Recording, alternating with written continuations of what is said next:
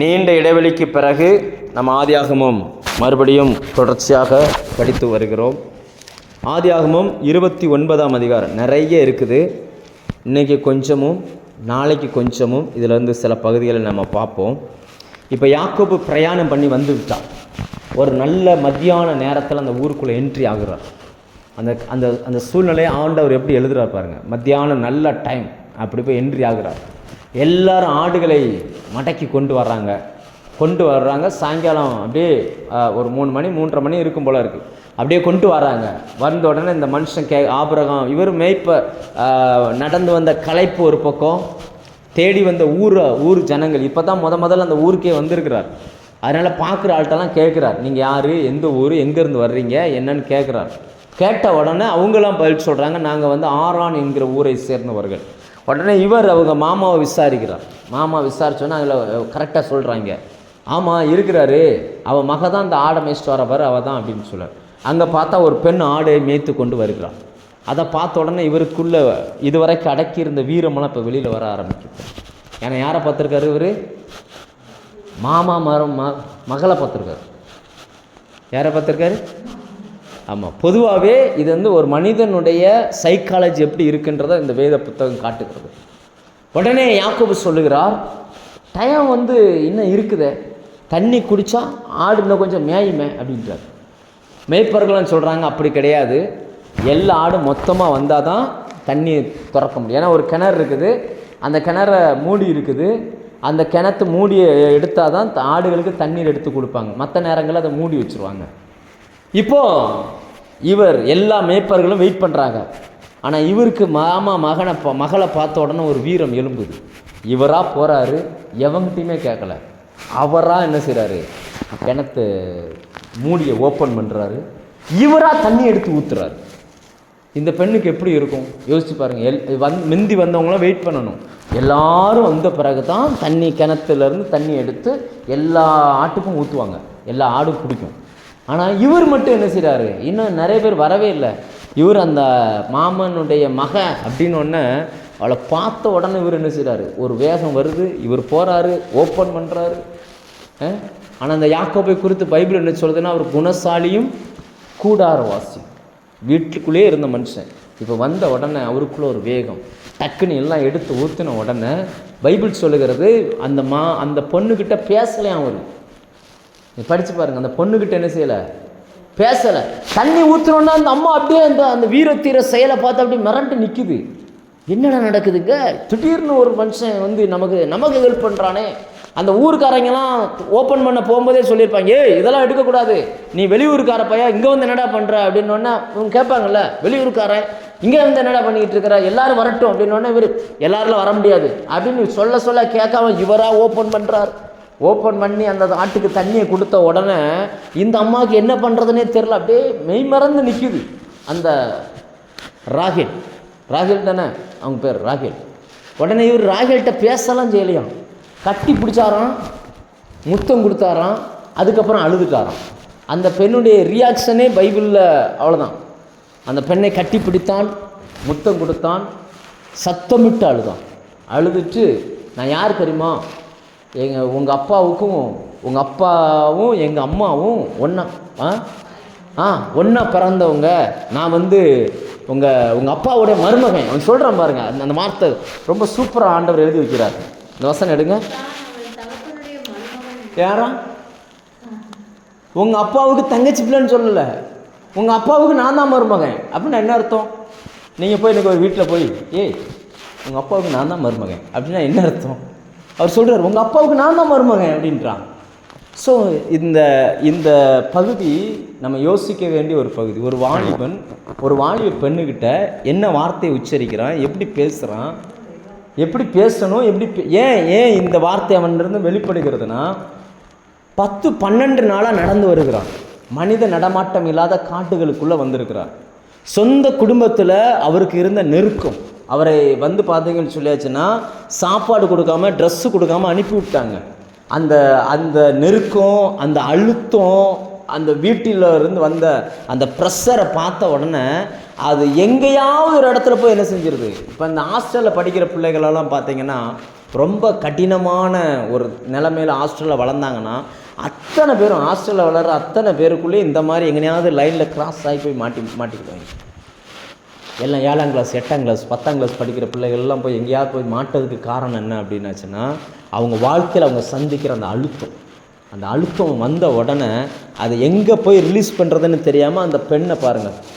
அதே அவங்க அப்பாவுக்கு வச்சு பைபிள் சொல்லுது. ஆதியாகமம் 24ஆம் அதிகாரம் அதில் 65ஆம் வசனம் வாசிச்சிங்கன்னா, ஈசாக்கு ரெபெக்காளை தன் தாயின் கூடாரத்துக்கு கூட்டிகிட்டு போய் மனைவியாக மாற்றி அன்பு காட்டினான் அப்படின்னு.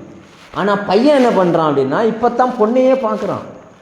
அந்த பெண் யாருன்னு கூட இது வரைக்கும் தெரியாது. இப்போ தான் பார்த்த உடனே கட்டி பிடிக்கிறான், முத்தம் கொடுக்குறான். உங்கள் அப்பாவுக்கு நான் தான் மருமகன்றான். இந்த அம்மாவுக்கு ஒன்றுமே ஓட மாட்டேங்குது. என்னென்ன நடக்குதுங்க? வந்தான், தண்ணியை ஊற்றுனான், திடீர்னு என்னை கட்டி பிடிச்சான், முத்தம் கொடுத்தான், அவனாக அழுதான். உங்கள் அப்பாவுக்கு நான் மருமகன்றான். என்னன்னே தெரியலன்னு இந்த அம்மா ஓடிடுச்சு, ஒரே ஓட்டம் ஓடிடுச்சு. ஓடி போய் அவங்க அப்பன்ட்ட சொல்லுது, இந்த விஷயத்தை அவங்க அப்பாட்ட சொல்லுது. அப்பா சொன்னோன்னா அப்பா வர்றார். ஏன்னா இந்த அப்பாவுக்கு தெரியும் மேட்ரு எப்படின்னு. இந்த தங்கச்சை பொண்ணு பார்க்க வந்தவங்க எப்படி வந்தாங்க, என்னெல்லாம் கொடுத்தாங்க, அவங்க எவ்வளோ பெரிய கோடீஸ்வரன் எல்லாமே அந்த அப்பாவுக்கு தெரியும், இந்த லாபானுக்கு தெரியும். அவன் வேகமாக வந்து இவனை அழைத்து கொண்டு போகிறான். நல்லா புரிஞ்சுக்கோங்க. தகப்பனுடைய அந்த தங்கச்சியை பொண்ணு பார்க்க போனவங்க நிறைய சொத்துக்களோடு போனாங்க. நிறைய வெள்ளி தங்கம் இதெல்லாம் கொண்டுட்டு போனாங்க. ஏன்னா ஆபிரகாம் தன் மகனுக்கு பொண்ணு பார்க்க 10 ஒட்டகங்களை அனுப்பி விட்டுருந்தார். இப்போ யாக்கோபு வந்திருக்கிறார், அந்த குடும்பத்திலேருந்து வந்திருக்கிறார். சிங்கிள் மனுஷனாக வந்திருக்கிறார். எப்படி வந்திருக்காரு? தனி ஆளாக வந்திருக்கிறார். கையில் மாற்று துணி கூட கிடையாது, அப்படி வந்திருக்கிறார். அவன் கூட்டு போகிறாங்க, சாப்பாடெலாம் கொடுக்குறான். இவர் அந்த சோறு கண்டாட சொற்கன்ற மாதிரி அங்கேயே இருக்கிறார். 1 மாதம் ஆச்சான். 1 மாதம் ஆனோடனே இப்போ மாதிரி செல்ஃபோனோ எந்த வசதியும் கிடையாதுல்ல. அவன் கரெக்டாக கணிச்சிட்டான் லாபான். இவன் நல்லா உழைக்கிறான், சோறு 3 நேரம் சோத்தை திங்கிறான். அப்போ ஒன்று செய்வோம், இவங்கிட்ட நம்ம 2 பிள்ளையும் என்ன செஞ்சிடலாம், தள்ளி விட்டுறலாம். அவன் ஒரு பிளான் பண்ணுறான். அவன் கேட்குறான், நீ என் மருமகனாக இருக்கிறதுனால சும்மா உட்காந்து சோறு திங்கக்கூடாது. என் மருமகனாக இருக்கிறதுனால நீ வந்து வேலை என்கிட்ட சும்மா வேலை செய்ய வேண்டாம், உனக்கு சம்பளம் எவ்வளோன்னு சொல்லு அப்படின்றான். இப்போ சம்பளம் எவ்வளோன்னு சொன்னோன்னே இவர் அங்கே 1 மாதமும் இவருக்கு வந்து சோறு தின்னுக்கிட்டு இருந்தவர் இவர் ரேட் பேசுகிறார். இவர் சொல்கிறார், இங்கே பாருங்கள் மாமா, எனக்கு சம்பளமே வேண்டாம், உங்கள் இளைய மகளை மட்டும் எனக்கு கட்டி கொடுத்துருங்க. என்னவா? உங்கள் இளைய மகளை மட்டும். அப்போ அவன் சொல்கிறான், அதுக்கு மாமா அவன் அப்பா பொண்ணோட அப்பா சொல்கிறான், 7 வருஷம் என்ன செய்யணுமா? எத்தனை வருஷம்? நீங்கள் கொஞ்சம் யோசிச்சு பாருங்கள். இன்றைக்கி இருக்கிற நிலவரத்தில் எவனா பொண்ணு கேட்க போய் பொண்ணுடைய அப்பன் 7 வருஷம் என் ஆடை மேயி அதுக்கப்புறம் நான் பொண்ணு தரேன்னா கெட்டுவானா எவனா? அது சொல்லுங்கள், எவனா கெட்டுவானா? ஆனால் அந்த மனுஷன் பாருங்கள் 7 வருஷம் இருந்தான். 7 வருஷம் இருந்து 7 வருஷம் ஆட்டை மேய்ச்சி 7 வருஷம் அந்த பைபிள் சொல்லுகிறது அவளை நினச்சிக்கிட்டே இருந்தானா. ஒரு மனுஷன் எப்படி இருக்கக்கூடாது என்பதற்கு இந்த வேத பகுதி ஒரு சாட்சி. 7 வருஷமாக அந்த ராகேல நினச்சிக்கிட்டே இருக்கிறான். ராகேல் மேல் இருந்த பிரியத்தினால் அவனுக்கு நாள் போனதே தெரியலை. 7 வருஷம் ஓடிடுச்சு. 7 வருஷம் அவருக்கு என்னது சம்பளம்? என்னது? ஒன்றுமே கிடையாது, சோறு மட்டும்தான். அவருக்கு வேற ஒரு சம்பளமே கிடையாது. 7 வருஷம் கழிஞ்சோடனே போய் கேட்குறான், ஐயா 7 வருஷம் ஆயிடுச்சு, உங்கள் பொண்ணை எனக்கு கட்டி கொடுத்துறேன் அப்படின்னு கேட்கல. அவன் போய் என்ன சொல்கிறான், என் மனைவியோடு நான் சேர வேண்டும் அப்படின்றான். எப்படி? யாக்கோபு உபயோகிக்கிற வார்த்தைகளை கவனிங்க. பொண்ணுக்கிட்ட சொல்கிறான், உங்கள் அப்பாவுக்கு நான் உங்கள் அப்பன் தான் எனக்கு மாமா அப்படின்றான். இல்லை, உங்கள் அப்பனுக்கு நான் மருமகன் அப்படின்றான். இந்த வார்த்தைகளை உச்சரிக்கிறத பாருங்கள். அப்பங்கிட்ட போய் சொல்கிறான், 7 வருஷம் ஆயிடுச்சு, என் மனைவி என்கிட்ட கொடு அப்படின்றான். எப்படி கேட்பாங்க?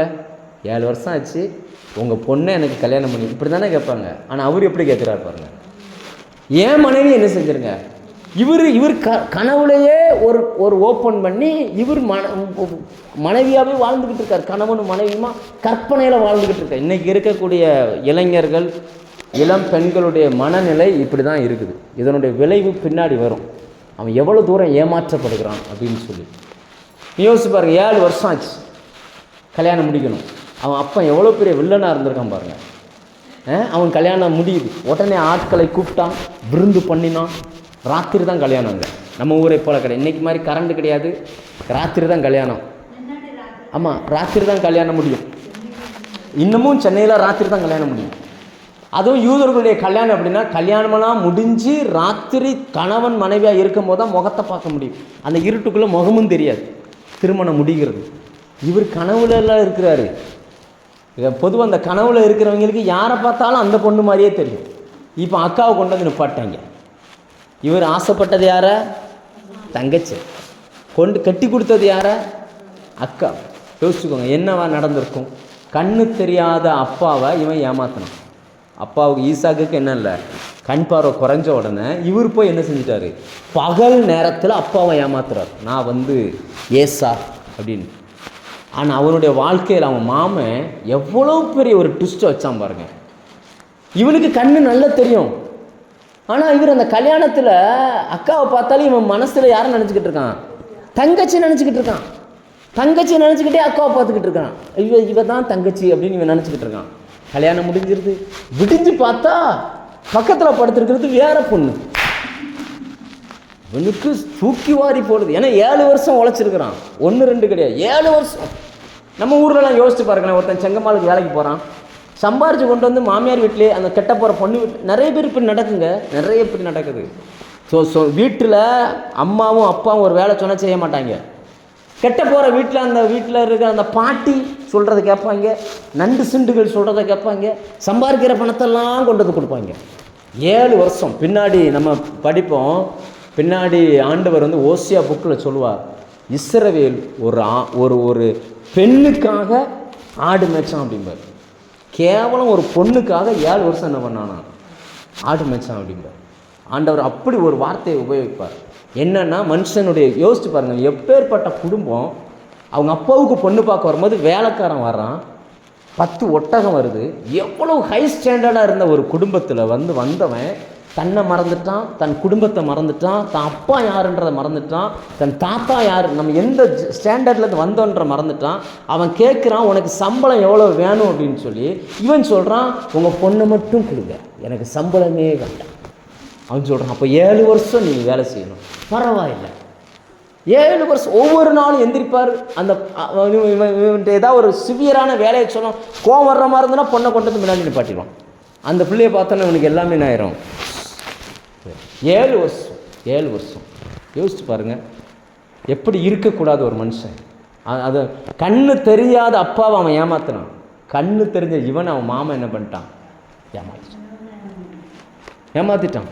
ஏமாற்றி அக்கா கட்டி வச்சிட்டான். விடிஞ்சு பார்த்தா யாக்கோபுக்கு ஆவி ஆத்மா சர்றமெல்லாம் இடம் மாறுது. இவன் போய் கோவப்படுறான், அது எப்படி அக்காவை எனக்கு கட்டி வைப்பீங்க அப்படின்னு. அவங்க அப்பன்னு சொல்கிறான். இந்த ஊரில் மூத்த பிள்ளை இருக்கும்போது இளைய பிள்ளையை கட்டி கொடுக்க மாட்டான். அதனால் ஒன்று செய், இளைய பிள்ளையை நீ வச்சுக்கோ, ஆனால் இன்னும் 7 வருஷம் வேலை செய் அப்படின்றான். எவ்வளவு யோசிச்சு பாருங்கள், 14 வருஷம் வேலை பார்த்துருக்கான். யோசிச்சு பாருங்கள், ஏன், என்ன காரணம்?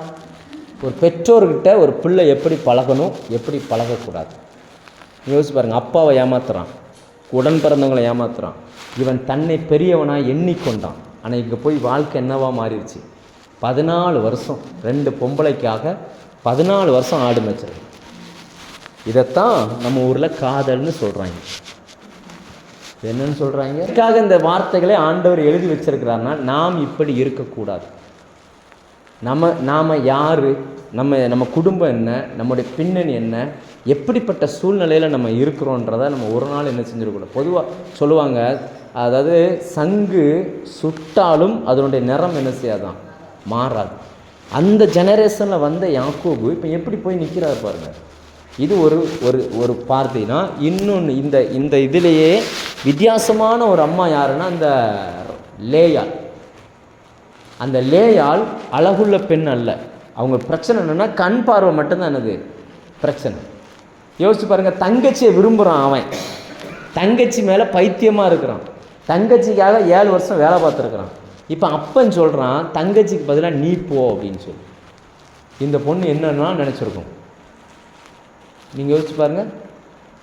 அதாவது விருப்பம் இல்லாத ஒரு ஆணோடு வாழ்வதற்கு குடும்பமே சேர்ந்து தள்ளி விடுது, போ அப்படின்னு சொல்லி. அந்த பெண்ணுக்கே தெரியும், யாக்கோபு என்னை விரும்பவே இல்லை. அவன் நோக்கம்லாம் யாராக தான் இருக்கா, தங்கச்சியாக தான் இருக்கிறான். தங்கச்சியை தான் அவன் கெட்ட போகிறான். ஆனால் அம்மாவும் அப்பாவும் சொல்கிறாங்க, இல்லை நீ போ அப்படின்னு சொல்லி. இந்த பெண்ணினுடைய உணர்வுகளுக்கு அங்கே யாருமே மரியாதை கொடுக்கவே இல்லை. நீங்கள் நல்லா யோசிச்சு பாருங்கள், அந்த பெண்ணுக்கு யாருமே என்ன செய்யலை. ஏன்னா கூட பிறந்தவளும் அவளை அற்பமாக தான் பார்க்குறா. ஏன்னா வசனம் சொல்லுகிறது, லேயால் அற்பமாக எண்ணப்பட்டாள். அற்பமாக தான் பார்க்குறாங்க, இவெல்லாம் ஒரு ஆளா. ஏன்னா ஒரு பெண் அழகாக இருக்குது, ஒரு பெண் எப்படி இருக்குது. பொதுவாக யாருமே அழகாக இருக்கிற பெண்ணை தான் விரும்புவாங்க. இது கொஞ்சம் சுமாராக தான் இருக்குது. ஆனால் இந்த பிள்ளை என்ன செய்ய மாட்டாங்க, ஆமாம் இந்த பெண்ணை இப்போ பார்க்க மாட்டாங்க. அப்போ இவன் என்ன பண்ணியிருக்கணும், ஒன்று வேறு ஏதாவது மாப்பிள்ளையை பார்த்து கட்டி கொடுத்துருக்கணும். அந்த அந்த மனுஷனுக்கு நல்லா தெரியும் இவன் இளைய குமாரத்திக்காகத்தான் 7 வருஷம் வேலை செய்கிறான்னு சொல்லி. ஆனால் மூத்த குமாரத்தை எப்படி கொடுத்தான், என்ன அடிப்படையில் அதை கொடுத்தான் அப்படின்னாச்சுன்னா, இவனை விடிஞ்ச உடனே அப்போ யாக்கோபுடைய மாமன் அவன் சொல்கிறான், இந்த இளைய பொண்ணையை நான் தாரேன், ஆனால் இன்னும் என்ன செய், இன்னும் 7 வருஷம் வேலை செய். யோசிச்சு பாருங்கள், ஒரு மனுஷன் எப்படி வாழக்கூடாதுன்று இந்த வேதம் நமக்கு கற்றுக் கொடுக்குது. எப்படி வாழக்கூடாது, எப்படி வாழணும். பத்தாததுக்கு ஒவ்வொருத்திக்கும் ஒவ்வொரு வேலைக்காரியும் சேர்த்து கொடுத்துட்டான். இப்போ யாக்கோபுக்கு எத்தனை மனைவி கணக்கில் எத்தனை பேர் வந்துட்டாங்கன்னா 4. மூத்ததுக்கு 1, இளையதுக்கு 1. அப்போ எத்தனை பேர், 4 பெண்களுக்கும் சேர்த்து ஒரு வேலை செய்யணும். ஆனால் கையில் சம்பளமே கிடையாது, சோறு மட்டும்தான். சாப்பிட வேலை செய்யும், சாப்பிட வேலை செய்யும். இதை தவிர வேறு அவருக்கு என்ன இல்லை, ஒன்றுமே இல்லை. இப்படி ஒரு அடிமைத்தனத்துக்குள்ளே போய் யாக்கோபு சிக்கி கொண்டார். இந்த குடும்பத்தை குறித்து நம்ம நிறைய படிக்கிறோம். அதில் ரொம்ப பாவமான பெண் யார் அப்படின்னா அந்த லேயா. அவள் அற்பமாக எண்ணப்பட்டாள். வசனம் சொல்லுகிறது, அற்பமாக எண்ணப்பட்ட லேயாளை கர்த்தர் கண்ணோக்கி பார்த்தார். இந்த கேரக்டர்லேயே ரொம்ப அப்பாவியான பெண் அந்த பெண். அவளுடைய உரிமையை பேசுவதற்கூட அவங்களுக்கு இடம் கொடுக்கவே இல்லை. கொண்டு போய் விட்டோன்னே அவளுக்கு தெரியும், விடிஞ்சா இவன் நம்மளை பகைச்சிருவான் அப்படின்னு சொல்லி. ஆனால் கர்த்தர் அவளுடைய கற்பத்தை தான் திறந்து அவளுக்கு தான் குழந்தை கொடுத்துட்டே இருந்தார். நல்லா புரிஞ்சுக்கோங்க, மனிதன் நம்மளை நேசிக்கலை, மனிதர்கள் நம்ம வெறுக்கிறாங்க அப்படின்னா கர்த்தர் நம்மளை நேசிக்கிறார், நம்மளை அங்கீகரிக்கிறார்னு அர்த்தம். மனுஷன் பாருங்கள், அவங்க அப்பா லேயால மதிக்கலை, தங்கச்சி லேயால மதிக்கலை, அவன் கட்டின புருஷன் லேயால மதிக்கலை, எல்லாரும் சேர்ந்து அவங்கள அற்பமாக பார்க்குறாங்க. ஆனால் கர்த்தரோ லேயாளின் கற்பத்தை ஆசீர்வதித்தார். லேயாளுக்கு 4 பிள்ளைகளை பெற்றெடுக்கும். அதை அவ்வளோ வெறுத்த மனுஷன் 4 பிள்ளையை பெற்றுட்டான் பாருங்க. அவ்வளோ வெறுப்பு, அந்த பெண்ணை வேண்டான்றான். சில மனுஷனாக இருந்தால் சரி ரைட் ஆனது ஆச்சு, இந்த அம்மா சொன்னாங்களே எனக்கு கிடைச்சது இதுதான், அப்படி கூட இவன் போல அவளை அற்பமாய் பார்த்தானா. அந்த தங்கச்சி கூடயே தான் சுற்றுவான், அக்கா கிட்ட வரவே மாட்டான். ஆனால் என்னன்னா தங்கச்சியின் கற்பத்தை கர்த்தர் அடைத்தார், அக்காவின் கற்பத்தை கர்த்தர் என்ன செஞ்சிட்டாரு, திறந்துட்டார். இன்னைக்கு யாரெல்லாம் அற்பமாய் மற்றவர்களால் பார்க்கப்படுகிறார்களோ அவர்களை உயர்த்துகிற ஒரு தெய்வம் நம்மோடு கூட இருக்கிறார். இந்த வசனம் நமக்கு சொல்லிக் கொடுக்குற பாடம் என்னவென்றால், நாம் பெற்றோரை ஏமாற்றினோம்னா நாம் கண்டிப்பாக வாழ்க்கையில் ஏமாற்றப்படுவோம். அது எவ்வளோ புத்திசாலியாக இருந்தாலும் சரிதான், கண்டிப்பாக நாம் ஏமாற்றப்படுவோம். யோசிச்சு பாருங்கள், எப்படி வாழணும் எப்படி வாழக்கூடாது என்பதை இந்த வேதம் நமக்கு கற்றுக் கொடுக்குது. நம்ம நாளைக்கு மீதியை பார்ப்போம். ஜெபம் பண்ணுவோம், கண்களை மூடி.